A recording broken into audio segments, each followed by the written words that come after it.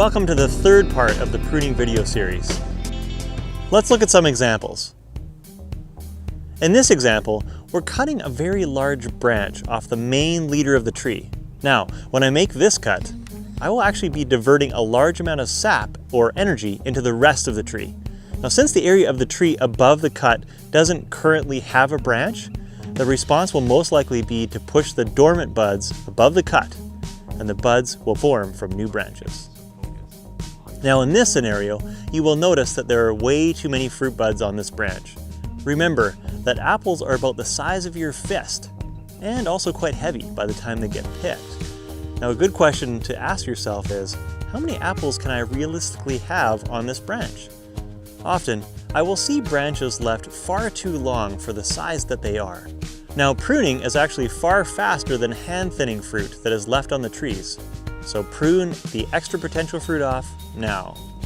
Now that I've pruned this whole tree, let's count all of the obvious buds to get an idea of how many pieces of fruit that I may have left at harvest time.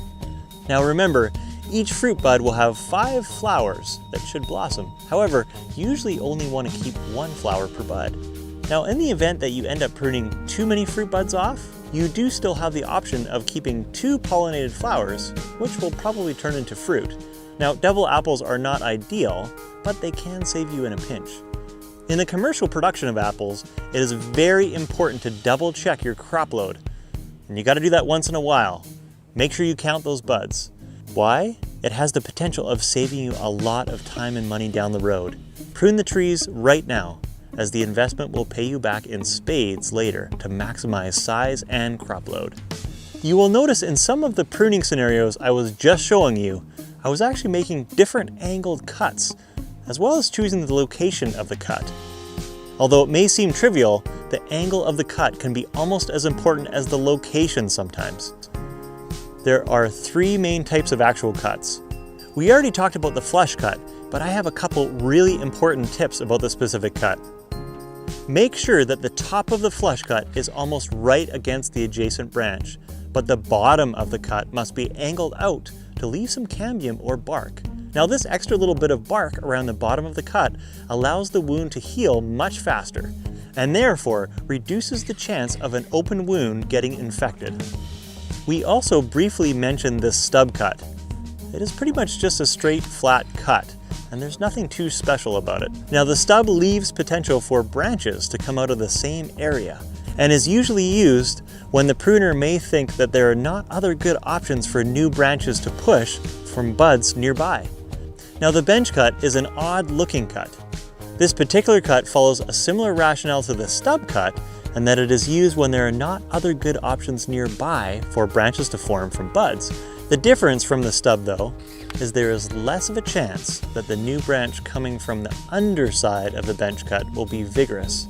So, if you have a larger sized branch that you would like to take out but don't think there are other options nearby, then the stub cut may be your answer. But be careful though. If the branch is too strong, like over 50% of the trunk, even the bench cut may result in a new branch that is still too strong. Now if you think this is going to be the case, flush cut the branch instead. Alright, let's get back into talking about other common pruning questions. One of the most common questions I get is, what do I do with the tops of the trees?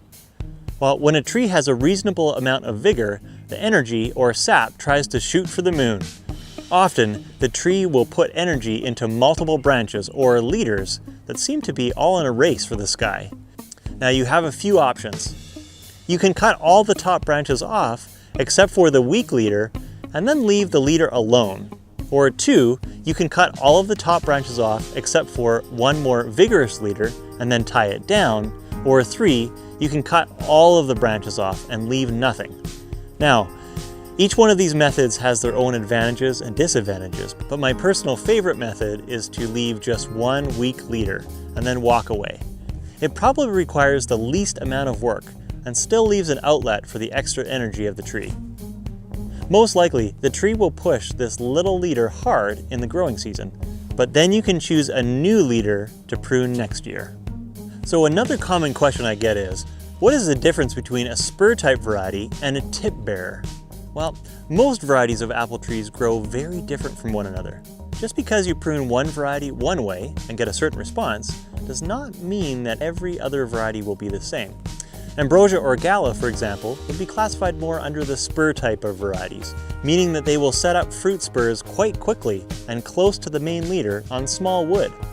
Pink Lady or Fuji would be an example of a tip bearer, as they will often throw out long branches and then set up fruit buds right at the end of the branch. So this is good information for you to know when you're pruning. For example, if you end up pruning a newer Pink Lady block and tip or head most of the branches, most likely you will end up not having much of a crop, as you probably pruned off most of the buds without knowing it. So another question is, when should I prune? Now, early on, I briefly discussed when pruning should be done, but let's talk about it in a bit more detail, as it's actually a little bit more complicated than you may think. Most often, pruning is done when trees are dormant. You can usually tell that a deciduous tree is dormant once it loses its leaves. If you live in a part of the world where winter can be quite cold, say minus 10 degrees Celsius or colder, or where there can be quick temperature swings, it is often best to wait until the coldest part of the winter is over, to lessen the possibility of winter injury. If the trees experience winter injury, some of the branches will die back, most often from the tips. If you have already pruned the tree before this injury occurs, you may end up with multiple dead branch sections in your trees. Now, this is not a great way to start out with the growing season. Some orchard operations are simply too big to get all the pruning done in the late winter or early spring timings. In these cases, the pruning crew will often start pruning as soon as the leaves fall off the trees and hope for a mild winter. If you have the luxury of waiting for slightly warmer weather to start pruning and live in a cold climate, it is best to take it. Now, the other thing is speed. Like any other operation on your orchard, speed is critical. I have seen some pruners out there that make excellent cuts, but are so slow that it feels like you're watching paint dry. If you are newer to pruning, you're most likely to be fairly slow for the first while, and that's okay when you're learning, as there's many considerations to make. One of my professors in university simply stated that you must be able to defend each and every cut you make on a tree. Now, this statement is very true, but you need to make the decision quick and then move on, as there will most likely be many more cuts that need to be made before the spring arrives.